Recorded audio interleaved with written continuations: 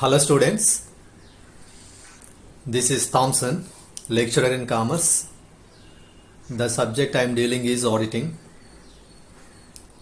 In today's class,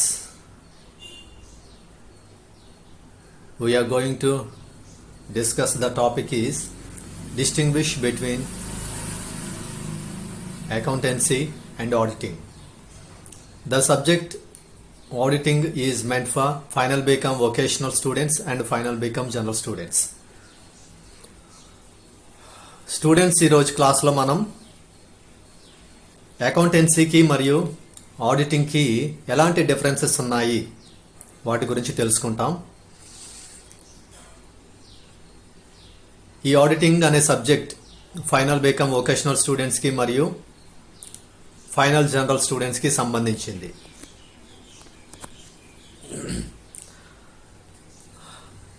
Let's start our topic. Today's our topic is distinguish between accountancy and auditing. ఈ రోజు మనం discuss చేసుకోబోయే topic ఏంటంటే అకౌంటెన్సీకి మరియు ఆడిటింగ్కి మధ్య ఉన్న వ్యత్యాసాలు. అకౌంటెన్సీ ఒక బిజినెస్ ఆర్గనైజేషన్కి సంబంధించిన డిఫరెంట్ బిజినెస్ ట్రాన్సాక్షన్స్ని బుక్స్లో ఎంటర్ చేసి వాటిని క్లాసిఫై చేసి వాటిని ప్రాపర్గా మెయింటైన్ చేయడాన్ని అకౌంటెన్సీ అని పిలుస్తారు. సో ఈ విధంగా ఒక బిజినెస్ ఆర్గనైజేషన్కి సంబంధించిన బిజినెస్ ట్రాన్సాక్షన్స్ ఒక ఫైనాన్షియల్ ఇయర్లో ఎన్ని బిజినెస్ ట్రాన్సాక్షన్స్ అయితే జరిగాయో వాటన్నిటినీ ఎంట్రీస్ రూపంలో ఎంటర్ చేసి వాటికి లెడ్జర్ అకౌంట్స్ క్రియేట్ చేసి లెడ్జర్ అకౌంట్స్ నుంచి జర్నల్స్కి ట్రాన్స్ఫర్ చేసి వాటిని బేస్ చేసుకుని ఫైనల్ అకౌంట్స్ ప్రిపేర్ చేసి అంటే trading, P&L account and balance sheet వీటిని ప్రిపేర్ చేసి ఫైనల్గా ఒక ఫైనాన్షియల్ ఇయర్లో ఆ బిజినెస్ ఆర్గనైజేషన్కి ఎంత ప్రాఫిట్ వచ్చింది లేదా ఒకవేళ లాస్ వస్తే ఎంత లాస్ వచ్చింది అనేది తెలుసుకోవడానికి అకౌంటెన్సీ అనేది యూజ్ అవుతుంది. మరైతే ఆడిటింగ్ అనేది ఏంటంటే అకౌంటింగ్ బుక్స్లో ఎంటర్ చేయబడ్డ బిజినెస్ ట్రాన్సాక్షన్స్ అన్నీ కూడా కరెక్ట్గా ఉన్నాయా లేదా అని ఎగ్జామినేషన్ చేయడాన్ని, వెరిఫికేషన్ చేయడాన్ని ఆడిటింగ్ అంటారు. The checking and examination and verification of business transactions of a business organization is known as auditing. ఒక వ్యాపార సంస్థకు సంబంధించిన వివిధ వ్యాపార లావాదేవీలు వాటిని చాలా సమగ్రంగా తనిఖీ చేయడాన్ని, పరీక్షించడాన్ని ఆడిటింగ్గా మనం అర్థం చేసుకోవాలి. రైట్, ఇప్పుడు కొన్ని పాయింట్స్ని బేస్ చేసుకుని మనం అకౌంటెన్సీకి ఆడిటింగ్కి మధ్య ఉన్నటువంటి డిఫరెన్సెస్ గురించి తెలుసుకుంటాం.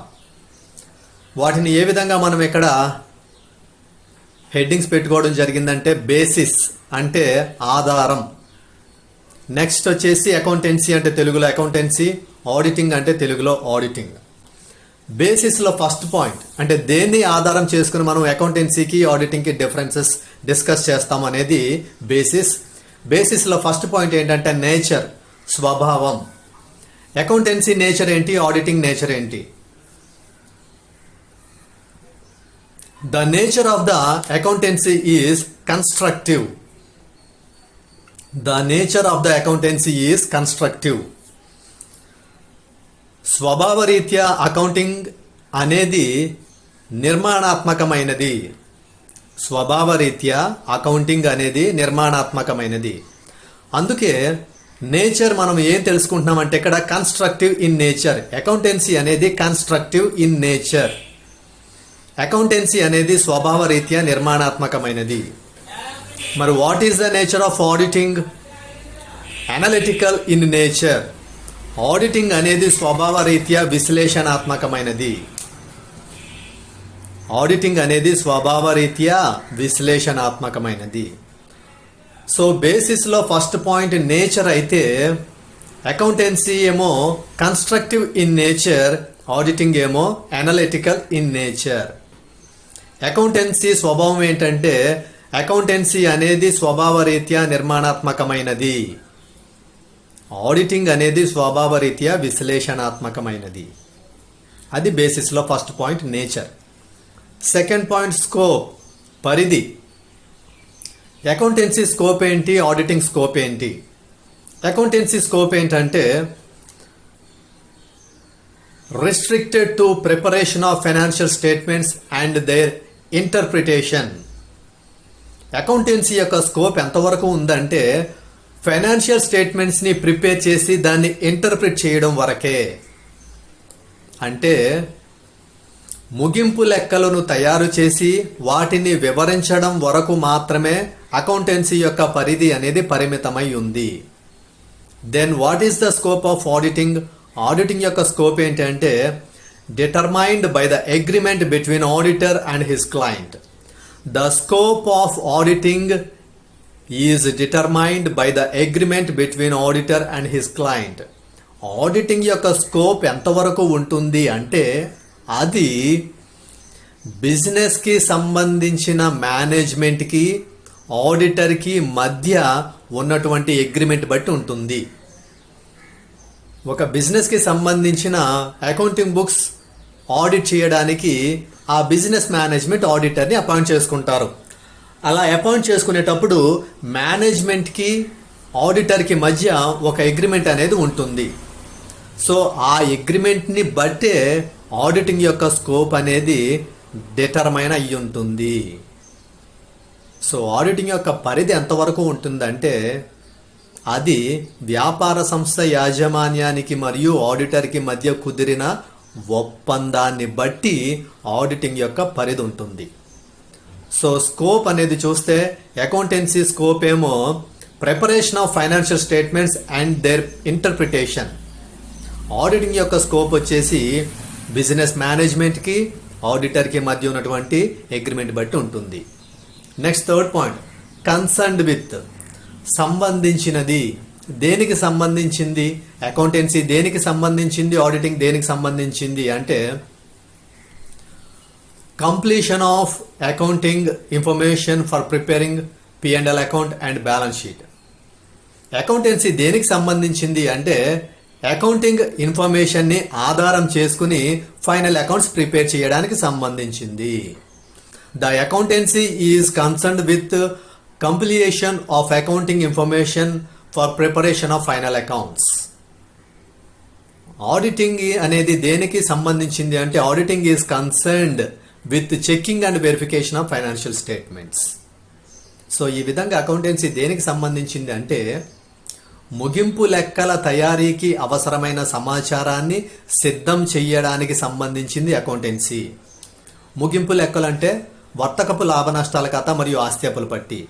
సో ఈ విధంగా ముగింపు లెక్కల తయారీకి అవసరమైన ఆర్థిక నివేదికలను సిద్ధం చేయడానికి సంబంధించిందే అకౌంటెన్సీ.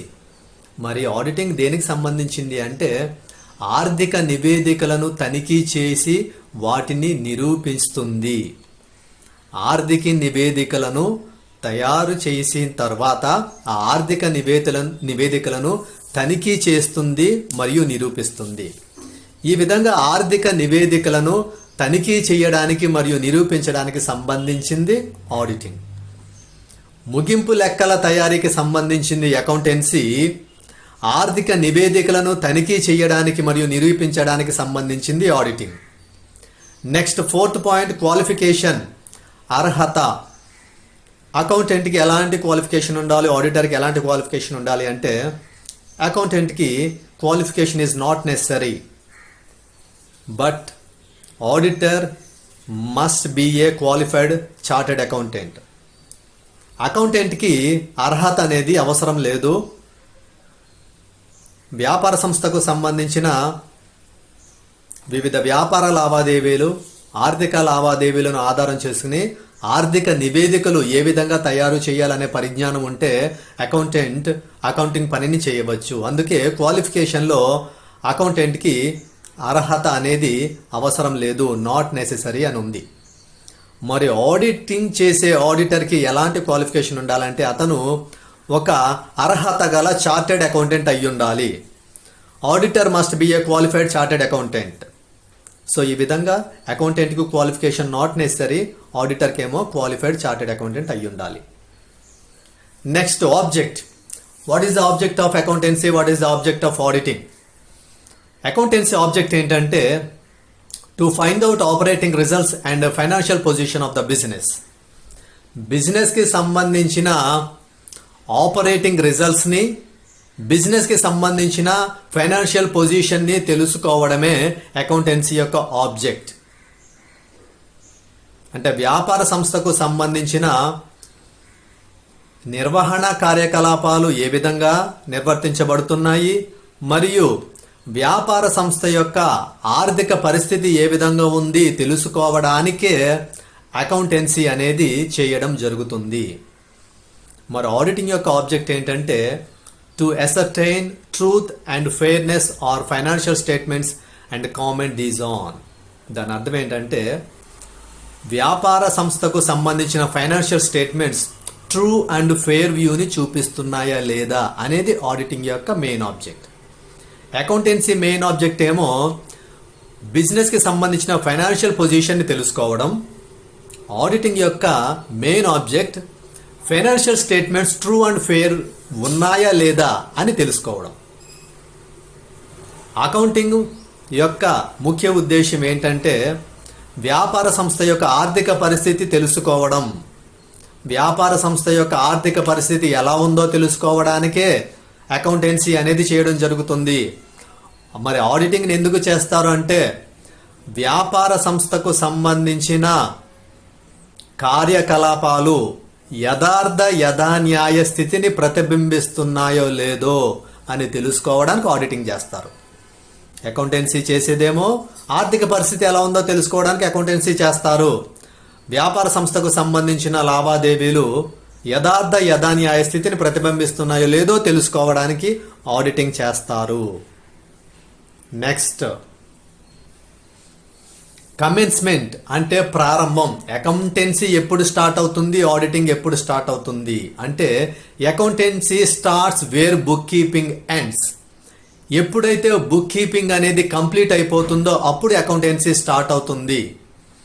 మరి ఆడిటింగ్ ఎప్పుడు స్టార్ట్ అవుతుందంటే auditing starts where accountancy ends. Commencement అంటే ప్రారంభం. అకౌంటెన్సీ ఎప్పుడు ప్రారంభం అవుతుందంటే బుక్ కీపింగ్ ఎప్పుడు అంతమవుతుందో అకౌంటెన్సీ అప్పుడు ప్రారంభం అవుతుంది. మరి ఆడిటింగ్ ఎప్పుడు ప్రారంభం అవుతుంది? అకౌంటింగ్ ఎప్పుడు ముగించబడుతుందో అప్పుడు ఆడిటింగ్ ప్రారంభం అవుతుంది. అంటే ఇక్కడ 3 కాన్సెప్ట్స్ మనం తెలుసుకోవాలి. ఫస్ట్ కాన్సెప్ట్ ఏంటంటే బుక్ కీపింగ్ అంటే అకౌంటింగ్ బుక్స్ మెయింటైన్ చేయడం. అకౌంటింగ్ బుక్స్ మెయింటైన్ చేసిన తర్వాత అకౌంటింగ్ బుక్స్ని బేస్ చేసుకుని అకౌంట్లు ప్రిపేర్ చేస్తారు. అకౌంట్లు ప్రిపేర్ చేయడం అయిపోయిన తర్వాత జరిగేది ఆడిటింగ్. సో ఈ విధంగా అకౌంటెన్సీ ఎప్పుడు స్టార్ట్ అవుతుందంటే బుక్ కీపింగ్ అనేది అయిపోయిన తర్వాత అకౌంటెన్సీ స్టార్ట్ అవుతుంది. అకౌంటెన్సీ అనేది అయిపోయిన తర్వాత ఆడిటింగ్ స్టార్ట్ అవుతుంది. దీన్నే కమెన్స్మెంట్ లేదా ప్రారంభం అంటారు. రిపోర్టింగ్ అంటే నివేదించుట. అకౌంటెన్సీ కంప్లీట్ అయిపోయిన తర్వాత రిపోర్ట్ ఏమైనా సబ్మిట్ చేయాలంటే నాట్ నెసెసరీ. మరి ఆడిట్ అనేది కంప్లీట్ అయిపోయిన తర్వాత రిపోర్ట్ అనేది సబ్మిట్ చేయాలంటే ఇట్ ఈజ్ నెసెసరీ. అకౌంటెన్సీ పూర్తయిపోయిన తర్వాత నివేదిక సమర్పించాల్సిన అవసరం ఉందా అంటే అవసరం లేదు, నాట్ నెసెసరీ. ఆడిట్ పూర్తయిపోయిన తర్వాత నివేదిక సమర్పించాల్సిన అవసరం ఉందా అంటే అవసరము ఖచ్చితంగా ఉంది, necessary. Next 8th point remuneration. Accountant gets monthly salary. అకౌంటెంట్కి నెలసరి జీతం వస్తుంది. మరి ఆడిటర్ విషయంలో auditor gets as per agreement with his client. ఆడిటర్కి రెమ్యూనరేషన్ ఇస్తారు. ఆడిటర్కి ఇచ్చే రెమ్యూనరేషన్ ఏ విధంగా ఉంటుంది అంటే it is as per agreement with his client. ఆడిటర్ని అపాయింట్ చేసుకున్న క్లయింట్కి ఆడిటర్కి మధ్య ఏ విధమైన అగ్రిమెంట్ ఉందో ఆ అగ్రిమెంట్ ప్రకారమే ఆడిటర్ యొక్క రెమ్యూనరేషన్ అనేది ఉంటుంది. సో అకౌంటెంట్కి ఏమో మంత్లీ శాలరీ వస్తుంది, ఆడిటర్కి ఏమో మంత్లీ శాలరీ కాకుండా ఆడిటర్ని అపాయింట్ చేసుకున్న క్లయింట్ ఆడిటర్కి ఒక ఫిక్స్డ్ రెమ్యూనరేషన్ అనేది ఇవ్వడం జరుగుతుంది. 9th point appointment. అకౌంటెంట్ని ఎవరు అపాయింట్ చేస్తారు, ఆడిటర్ని ఎవరు అపాయింట్ చేస్తారంటే అకౌంటెంట్ అనేవాడు బిజినెస్లో ఒక ఎంప్లాయీతో సమానం. Accountant can be treated as an employee of business. వ్యాపార సంస్థలో ఉన్నటువంటి అకౌంటెంట్ ఆ వ్యాపార సంస్థలో ఉద్యోగిగా పరిగణించబడతాడు. మరి ఆడిటర్ని ఏ విధంగా ట్రీట్ చేస్తారంటే auditor is an independent outsider appointed on contractual basis for a year. ఒక ఫైనాన్షియల్ ఇయర్కి కాంట్రాక్చువల్ బేసిస్ మీద క్లయింట్ ద్వారా అవుట్ సైడ్ నుంచి ఇండిపెండెంట్గా అపాయింట్ చేయబడ్డ పర్సనే ఆడిటర్. సో అకౌంటెంట్ ఏమో వ్యాపార సంస్థలో ఒక ఉద్యోగిగా పరిగణించబడతాడు, కానీ ఆడిటర్ వ్యాపార సంస్థలో ఒక ఉద్యోగి కాదు. ఆడిటర్ అనేవాడు ఒక స్వతంత్రమైన వ్యక్తి. అతను వ్యాపార సంస్థ యాజమాన్యం ద్వారా కాంట్రాక్టు పద్ధతి ప్రకారం ఒక ఆర్థిక సంవత్సరానికి నియమించబడే ఒక స్వతంత్ర వ్యక్తి. ఆడిటర్ వ్యాపార సంస్థలో ఉద్యోగి కాడు, ఆడిటర్ ఒక స్వతంత్ర వ్యక్తి. Next 10th point level of knowledge అంటే పరిజ్ఞానం యొక్క స్థాయి. అకౌంటెంట్కి ఎలాంటి నాలెడ్జ్ ఉండాలి, ఆడిటర్కి ఎలాంటి నాలెడ్జ్ ఉండాలి అనేది ఈ పాయింట్ బట్టి మనం తెలుసుకుంటాం. Accountant need not knowledge of audit techniques and procedures. అకౌంటెంట్కి ఆడిట్ ఏ విధంగా చేయాలి దానికి సంబంధించిన నాలెడ్జ్ కానీ టెక్నిక్స్ కానీ ప్రొసీజర్స్ కానీ తెలియాల్సిన అవసరం లేదు. మరి ఆడిటర్ విషయానికి వస్తే auditor must have knowledge of accounting as well as audit techniques and procedures. Accountant కాకుండా ఆడిటర్కి అకౌంటింగ్ నాలెడ్జ్తో పాటు ఆడిటింగ్ టెక్నిక్స్కి ప్రొసీజర్కి సంబంధించిన కంప్లీట్ నాలెడ్జ్ ఆడిటర్కి ఉండాలి. అంటే ఆడిటర్కి అకౌంటింగ్ ఏ విధంగా చేయాలి తెలియడంతో పాటు ఆడిట్ టెక్నిక్స్ అండ్ ప్రొసీజర్స్ కూడా తెలియాల్సిన అవసరం ఉంది. అప్పుడు మాత్రమే ఆడిటర్ తన ఆడిట్ వర్క్ని చాలా సక్సెస్ఫుల్గా కంప్లీట్ చేయడానికి వీలుంటుంది. 11th పాయింట్ డ్యూరేషన్ అంటే వ్యవధి. అకౌంటెంట్ బిజినెస్లో ఎంతకాలం ఉంటాడు అంటే త్రూ అవుట్ ది ఇయర్, సంవత్సరం పొడవునా ఒక వ్యాపార సంస్థలో అకౌంటెంట్ అనేది కొనసాగడం జరుగుతుంది. అంత మాత్రమే కాకుండా అకౌంటింగ్ వర్క్ అనేది ఎంతకాలం జరుగుతుందంటే త్రూ అవుట్ ది ఇయర్. ఒక ఫైనాన్షియల్ ఇయర్ అంటే 12 months కంటిన్యూస్గా జరిగేది ఒక అకౌంటింగ్ వర్క్. అకౌంటింగ్ వర్క్ అనేది ఒక బిజినెస్ ఆర్గనైజేషన్లో throughout the year 12 months కంటిన్యూస్గా జరుగుతుంది. మరి ఆడిటింగ్ ఎంతకాలం జరుగుతుందంటే auditing can be conducted throughout the year or at the end of the financial year. Auditing అనేది త్రూ అవుట్ ద ఇయర్ జరగచ్చు లేదా ఇయర్ ఎండింగ్లో జరగచ్చు. సో అకౌంటింగ్ అనేది ఎప్పుడు జరుగుతుంది? సంవత్సరం పొడవునా జరిగే పని అకౌంటింగ్.